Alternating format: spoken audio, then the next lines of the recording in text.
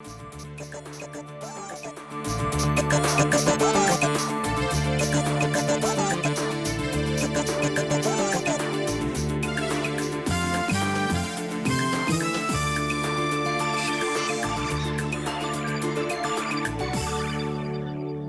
evening and welcome to the Bilingual News. Good evening, Paul. Bonsoir Esther. D'abord les titres de cette édition bilingue du journal sur la CRTV. Legal experts exchange ideas and seek common grounds to harmonize the legal systems of the African continent during a workshop in prelude to the solemn reopening of the Supreme Court for the 2010 judiciary year. La rentrée solennelle de la Cour suprême a lieu demain jeudi ici à Yaoundé. En prélude à l'événement, le Palais des Congrès de Yaoundé abritait ce mercredi la journée d'échange et de communication avec à la clé des exposés de haut vol. La séance inaugurale était présidée par Alexis Dipanda Mouélé, premier président de la Cour suprême. La portée des échanges et les prémices d'une rentrée solennelle qui annonce ses couleurs, c'est dans ce reportage que signe Éric Benjamin Lamère. Ce sont en tout 11 pays africains qui ont répondu présents à l'invitation de la Cour suprême du Cameroun pour sa rentrée solennelle. Des chefs de juridiction suprême venus partager avec leurs collègues camerounais l'expérience de leur pays, notamment en matière d'accès à ces instances-là. À la tête d'une institution qui compte 508 magistrats, c'est le premier président de la Cour de cassation d'Égypte qui a ouvert le bal des communications par une présentation de l'institution qu'il dirige. Lui a succédé le président de la Cour suprême du Sénégal qui a présenté les spécificités du Sénégal en matière d'accès à la haute juridiction.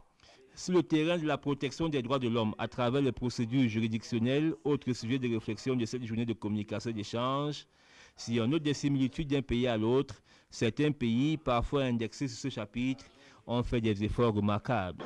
Le 3 octobre 2003, il y a un nouveau code de procédure pénale qui a été promulgué au Maroc et qui représente la loi concernant toutes les formalités s'agissant du procès pénal.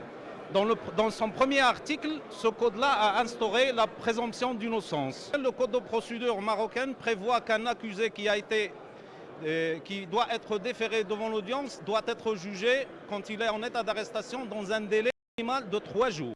Mais avant tout ceci, c'est le premier président de la Cour suprême du Cameroun à l'ouverture des travaux qui s'est réjoui de ce que, pour une fois, les magistrats africains puissent se retrouver sur leur continent afin d'échanger sur leurs réalités respectives. C'était devant un parterre assez relevé de personnalités où on dénombrait de nombreux membres du gouvernement. La Cour suprême, comme son nom l'indique, est la plus haute juridiction du système judiciaire camerounais. Elle est saisie en dernier recours pour dire le droit. Mais certains citoyens estiment que le mode de saisine de la Cour suprême est fort compliqué et la rend presque inaccessible au commun des justiciables. D'autres vont plus loin, relevant des décennies de lenteur judiciaire qui caractérisent certaines procédures. Qu'en est-il exactement? L'éclairage dans cette enquête de Julienne Mvogo. Parmi les nombreux droits auxquels les citoyens peuvent prétendre, il y a celui à un procès équitable et dans les délais raisonnables. Mais à la Cour suprême, les procédures semblent longues et onéreuses. L'examen des dossiers qui est totalement modifié, prendre en considération également les textes OHADA qui sont une autre pression auprès des cours et des juridictions qui ont eu à réadapter leur mode d'examen des dossiers et la façon de trancher les causes qui leur sont déférées. Maintenant, en dehors du fait que dans un très court laps de temps, nous avons une nouvelle Cour suprême, je veux dire des murs, nous avons également une nouvelle organisation judiciaire, des textes internationaux qui doivent être pris en considération. Je parle de la CEMAC, je parle de l'OHADA. Tout cela mis ensemble fait que l'examen des dossiers qui sont arrivés à la Cour suprême avant 2006 devait d'abord être expurgé avant d'arriver à examiner les causes donc, qui sont arrivées depuis. C'est peut-être une explication au délai parfois très long. Dernière juridiction du système, la Haute Cour traite des dossiers complexes qui nécessitent parfois de longues années de recherche. Les responsables et habitués de la dite Cour s'en défendent. En moyenne, une affaire est examinée à la Cour suprême en 2 ans. Mais parfois, ça met beaucoup plus, 15 ans. Oui, disons 15 ans, peut-être 15 ans, parce que parfois, il y a des cassations renvoyé devant des cours d'appel. La procédure fait l'objet d'un autre arrêt de la Cour d'appel et revient devant la Cour suprême. Un dossier peut mettre 10 ans à la Cour suprême. Heureusement que le législateur veille au grain, lui qui vient d'instruire au greffe de la Haute Cour d'expurger toutes les procédures dites mineures qui peuvent trouver leur solution plus bas. Justices and procureur generals from 11 African countries have been exchanging ideas and seeking common ground on the different legal systems on the continent in a forum organized in prelude to the solemn reopening of the Supreme Court for the 2010 judiciary year. With almost all 20 guests invited for the event answering present, debates held at the conference center with Chief Justices from Egypt, Morocco and Senegal taken to the rostrum to talk about their own experiences. Staffman Bonimoa tells us more. The forum at the Yaoundé Conference Center, dubbed Scientific Day of Exchange and Communication, kicked off late this morning with Supreme Court Chief Justice Alexis Dipanda Mwele and Procureur General Martin Ressouk Amulo presiding at. With the exchange of ideas being the prime mover of the forum, the Nigerian delegate who arrived a day before has his own idea. Considering the relationship between Nigeria and the Cameroon, I don't think there's anything unique in the legal year. We do it down home in Nigeria and it's done in Cameroon too. We enjoy it. We share the common law system in some parts of the Cameroon. We have it all over through Nigeria. I think there will be peculiarities here and there that we are likely to take home. The forum per se went underway with the Egyptian, Moroccan and Senegalese delegates taking to the rostrum early. According to Abdel Abed El Hamid, head of a 500-man magistrate of the judicial bench of the Egyptian Supreme Court, the effectiveness of this bench is unquestionable. Chief Justice Papa Omar Sako of the Senegal Supreme Court was quick to touch on the similarities of the Senegalese and Cameroonian judicial systems as concerns access to the highest court, which is the Supreme Court. The ongoing exchange and communication taking place in Cameroon shows that the African justice system could be a facilitator of the continent's integration. The treatment of trials at the Cameroon Supreme Court has generally taken too much time. Supreme Court judges say the delays in passing final judgments are linked not only to the rather complicated procedures, but also to the need to render just verdicts, as it is the country's highest jurisdiction. Ngala Kilian reports. The maxim that justice delayed is justice denied may not apply to the Cameroon Supreme Court. Legal experts say it could take even up to 10 years for a case to go through the Supreme Court, not only because of excessively long procedures, but also because of the need to render just verdicts. It's not only the question of Supreme Court. That is a question for all the jurisdictions, because you must know that justice is, first of all, a question of procedure. The procedure is a kind of guarantee for anybody, for the man who is asking and for the man who is defending his case. So, the procedure asks that every one of them should do each thing that he has to do. And while we are waiting for this to be done, justice takes time, and then the procedure seems to be very long. The time it takes for a case file to go through such high jurisdictions like the Supreme Court also depends on the type of suit.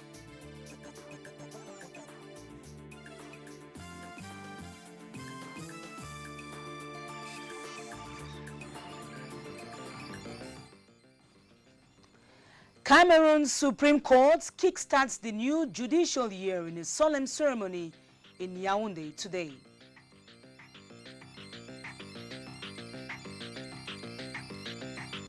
The Chief Justice of the Supreme Court, Alexis Dipanda Mwele, says the independence of the judiciary is an important step in the dispensation of justice in the country. Speaking at a solemn ceremony marking the opening of the 2010 judicial year, the Chief Justice craved the indulgence of the personal representative of the head of state, Prime Minister Philemon Yang, to transmit the message to the head of state.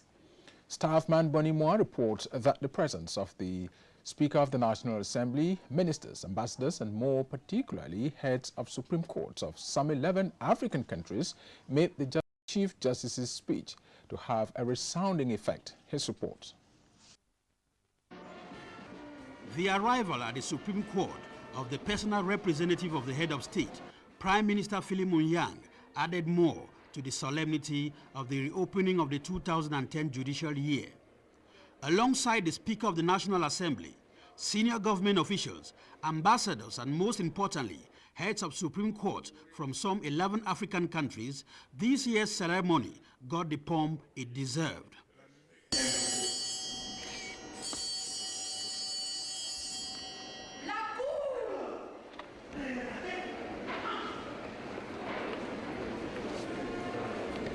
The Procureur General of the Supreme Court, Martin Rissouk Amulong, kick-started the speech-making part of the event, describing the yearly ritual as a sign of vitality of the judiciary. He continued further, saying, justice is a key instrument in the instauration of good governance in the country as it helps in the fight against poverty. The recent implementation of the new Criminal Procedure Code is indicative, in his words, of government's strive to create an enabling environment to facilitate foreign investment and the creation of wealth. Chief Justice Dipanda Mwele was to mark the event with his call for an effective independence of the judiciary, which he says would help the government and people, as neither political nor economic pressures would be tolerated. The Chief Justice was particularly pleased to welcome the personal representative of the head of state, whom he described as a colleague who understands the intricacies of the profession. While calling on him to be the messenger of this reflection, he reiterated the call for the executive, legislative, and judicial arms of government to coexist, with each having respect for the other. Describing justice as a necessary evil, Dipanda Mwele gave the floor to the head of the Senegalese Supreme Court, who ended the ceremony with a call for the continuation of exchange among the different courts of the continent, which began this year in Yaoundé. Businessmen and politicians have expressed the need for complete judiciary independence in Cameroon as an essential vector for economic growth. They were re-echoing the words of the Chief Justice of the Supreme Court, Alexis Dipanda Mwele, at today's solemn reopening of the court. The feeling that Supreme Court judges ought to be elected, not appointed by the Republic, caused through most of the reactions. Ngala Kilian tells us more. No business operator wants to invest in a country where the judiciary is not free. Decisive words from the Chief Justice of the Cameroon Supreme Court, Alexis Dipanda Mwele, on the occasion of the solemn reopening of the Supreme Court. It is a statement that puts into perspective the role an efficient justice system can play in fostering economic growth. Justice is there to make sure that citizens have got the equal rights so that they could benefit from the development, from the economy. So justice and economy have to work hand in hand. The protection of business investors who come to this country, not only for the purposes of making gains, but also to see that justice is exercised, to see that all the parameters of company administration are matched with the laws of the country. Unfortunately, the Cameroon judiciary might not be giving the business community the impetus to invest in the country, given the constitutional status to judiciary independence in Cameroon. We cannot say that justice is really independent in Cameroon because, people are appointed by the chief executive, and it means that they have to take care of their own career before rendering any justice. The legislative and also the executive should now know that there should be nothing like people coming to interfere with justice, people coming to persuade in the decisions which are taken by the court. In addition, judges have usually been guided by egocentric and sometimes tribalistic tendencies in purely legal matters, so much so that the head of state himself had once identified the judiciary as one of the most corrupt sectors in Cameroon.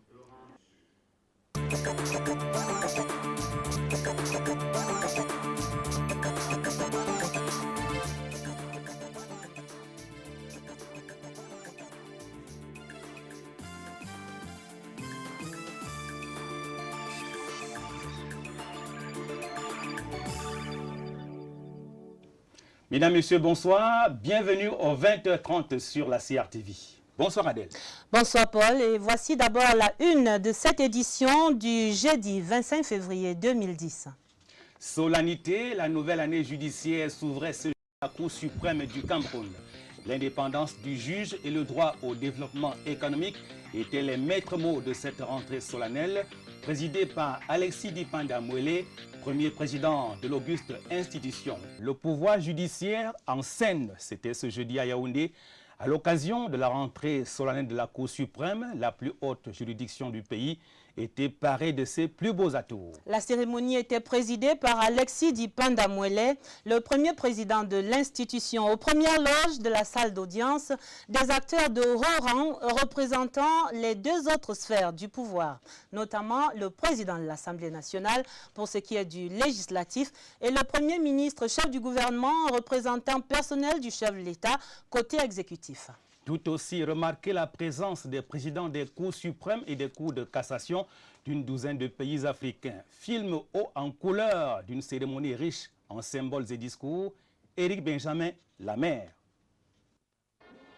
C'est tout le gratin politico-administratif et diplomatique qui s'est donné rendez-vous ce jour à la Cour suprême pour l'audience solennelle de rentrée de l'auguste institution. Pour cette année, il y avait en bonne place les chefs des hautes juridictions suprêmes des 11 pays africains ayant accepté l'invitation de la Cour suprême. Le rituel à l'ouverture de l'audience est resté classique mais solennel.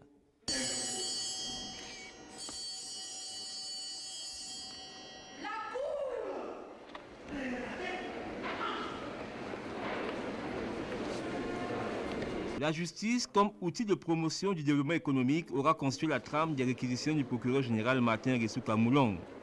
Il a d'ailleurs requis la mise sur pied d'un droit processuel économique qui est une exigence de l'ordre public économique.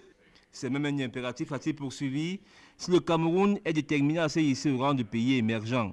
Mais pour y arriver, la justice se doit d'être indépendante, comme l'a souligné avec force le premier président de la Cour suprême, Alexis Dipanda Mwele. Une indépendance sur laquelle pèsent de sérieuses hypothèques en termes de pressions diverses. Il faut conjurer les menaces qui pèsent sur elle. L'expérience permet d'identifier celles qui sont les plus fréquentes et les plus graves.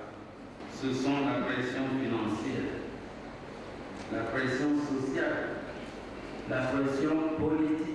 Des pressions ajoutées des malentendus plutôt nombreux que les justiciables entretiennent avec la justice et qui ne se limitent pas qu'aux plaintes sur la lenteur de la machine judiciaire. Pour lui faire bien de reconnaître les réalités de l'entreprise et de contrarier la prise de risque économique, on dénonce ses faibles moyens, on doute de son indépendance, de son impartialité, de sa disponibilité, de sa compétence et de sa sagesse.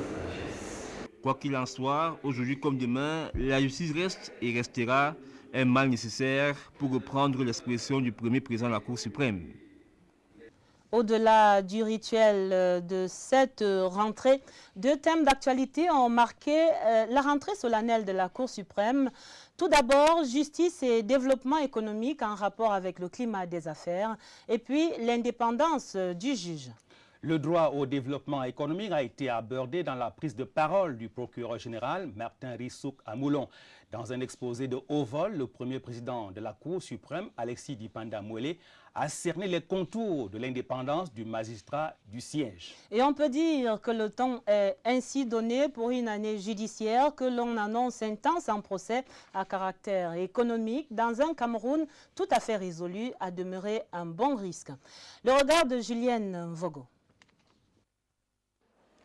Le développement d'une économie dépend de la qualité de la justice. Petite phrase du procureur général près la Cour suprême, Rissouk Amoulong, qui en dit long sur le rôle du magistrat à créer un climat propice au droit des affaires, à l'ordre public et financier. En somme, à être un acteur du développement.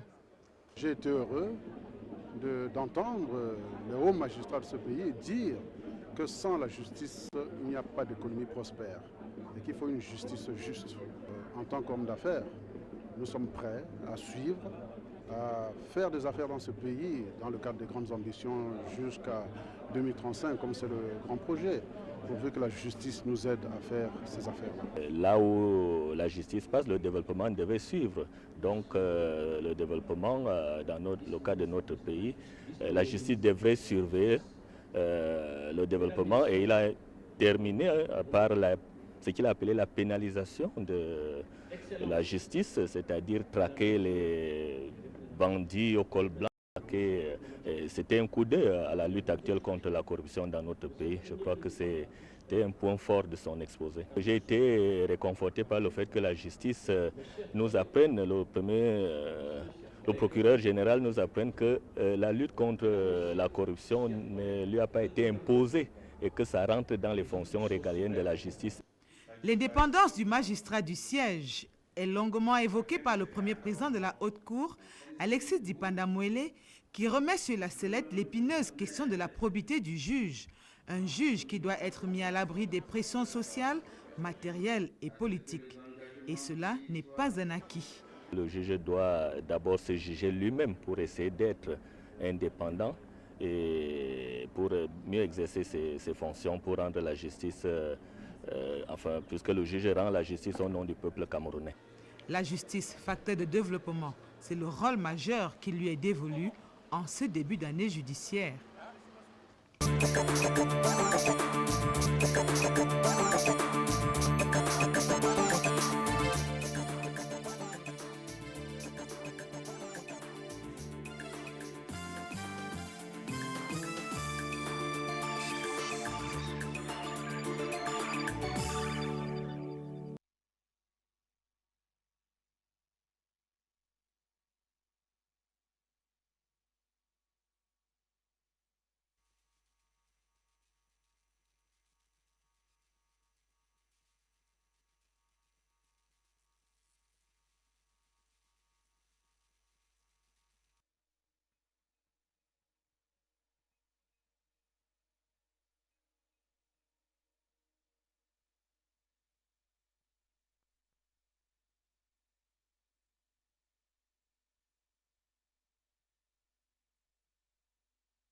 Sont très utiles.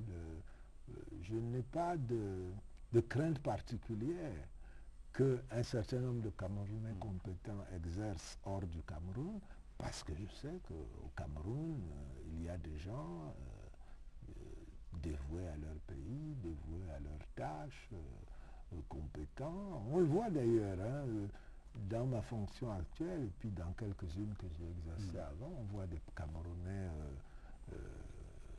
à l'échelon international, des Camerounais du Cameroun qui viennent à des réunions, etc., et qui sont de plein pied avec n'importe quel expert de n'importe quel pays du monde. Donc je n'ai pas de crainte. Pas de souci à ce niveau-là. À ce sujet.